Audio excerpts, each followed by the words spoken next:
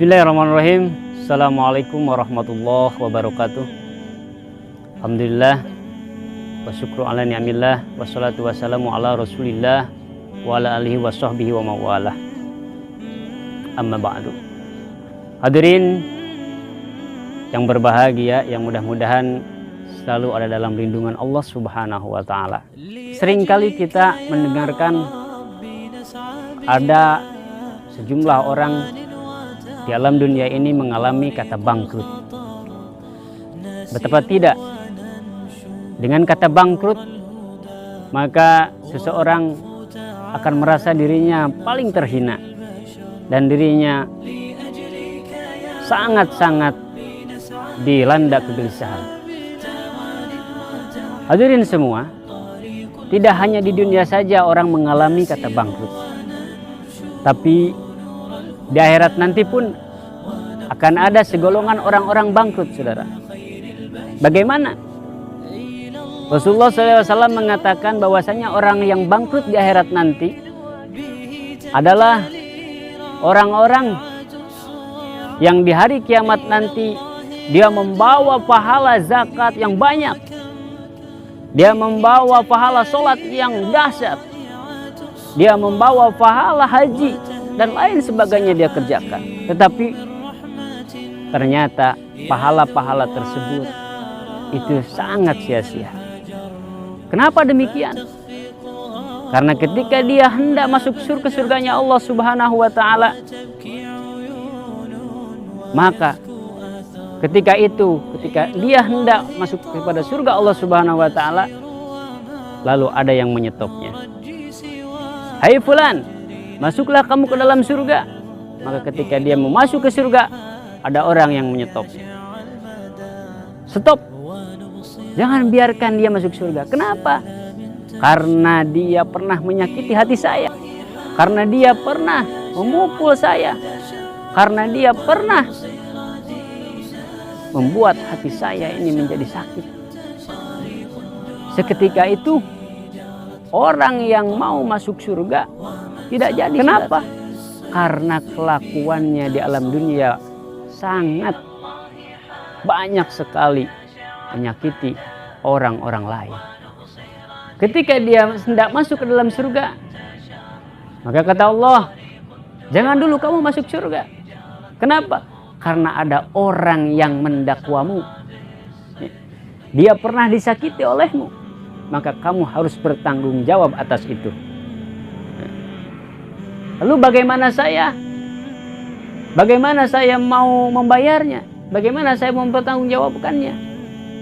Maka kalau di alam dunia ketika kita mempunyai hutang, maka di akhirat nanti kita juga akan mempunyai hutang. Cuman masalahnya kalau di dunia hutang itu kita bayar dengan uang atau dengan apa, tapi di akhirat nanti kita bayar dengan yang namanya amal.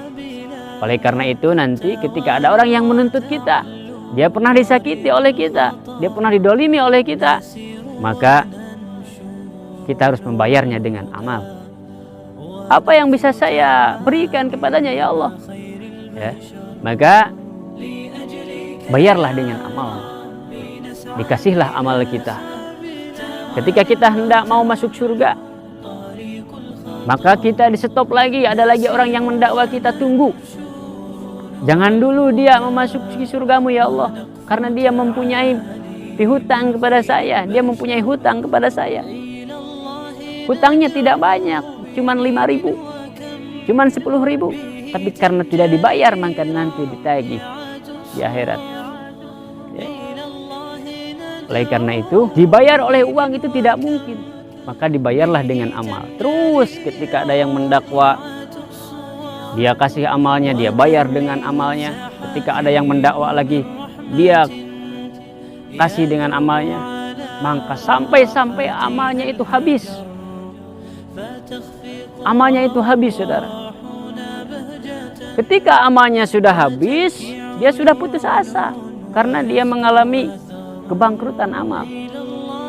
Tidak sampai sana, saudara-saudara. Ketika amalnya habis, maka dia gelisah, saudara. Dia gelisah, bagaimana saya akan masuk surga sementara amal-amal saya sudah habis. Dia melamun. Ketika melamun, ada lagi yang menagih hutangnya. Hei fulan, kamu mempunyai hutang kepada saya ketika di dunia. Kamu pernah menyakiti saya. Kamu pernah tidak amanah. Kamu pernah tidak amanah dalam memimpin saya dulu. Maka kata Allah Subhanahu wa taala, bayarlah. Maka bayar. Dibayar dengan apa? Dengan uang? Tidak. Dengan amal, amalnya sudah habis. Maka dibayarlah dengan dosa-dosa yang menuntutnya. Kamu punya dosa? Pasti. Maka dosa dia diberikan kepada orang yang tidak mempunyai amal itu. Lalu kemudian setelah itu ada lagi yang menagihnya. Tidak ada lagi untuk membayar, maka dosanya langsung ditimpahkan kepada dia. Ada lagi yang membayar, maka dosanya langsung ditimpahkan kepada dia. Betapa ruginya saudara. Betapa ruginya orang yang datang di hari kiamat dengan pahala zakat, dengan pahala puasa, tetapi seketika dia bangkrut. Kenapa? Karena banyak yang menagihnya dikarenakan kelakuan-kelakuan yang tidak terpuji ketika waktu di alam dunia. Naudzubillah summa naudzubillahi min dzalik. Maka oleh sebab itu, marilah kita berbuat kebaikan apapun itu, melaksanakan perintah-perintah Allah Subhanahu wa taala dan menjauhi larangan-larangannya. Dan jangan lupa berlaku sosiallah dengan baik kepada tetangga-tetangga kita, kepada teman-teman kita, supaya mereka tidak kita sakiti. Kalau sudah disakiti oleh kita di dunia, maka nanti akan ditagih di akhirat. Na'udzubillah summa na'udzubillahi min dzalik. Walaupun minkum. Assalamualaikum warahmatullahi wabarakatuh.